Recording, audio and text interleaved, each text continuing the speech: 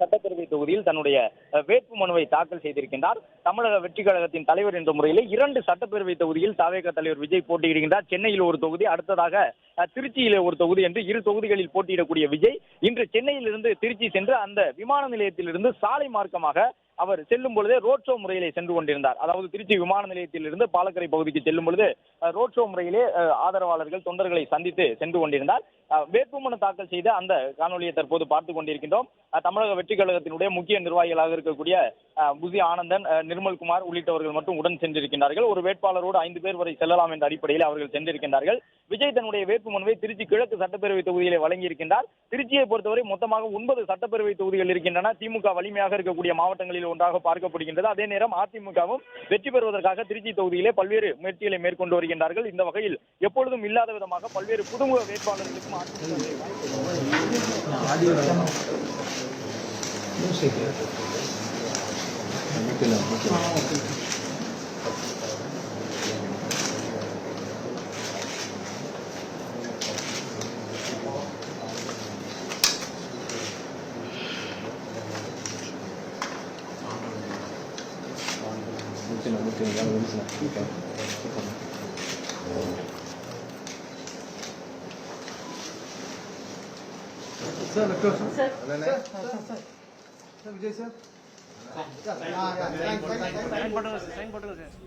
திருச்சி கிழக்கு சட்டமன்ற தொகுதியில் போட்டியிடும் தவேக தலைவர் விஜய் வேட்புமனு தாக்கலில் கையெழுத்திட்டுகிறார். இது குறித்த மேலும் கூடுதல் விவரங்களை எமது செய்தியாளர் ராஜகுமரன் வழங்க கேட்கலாம்.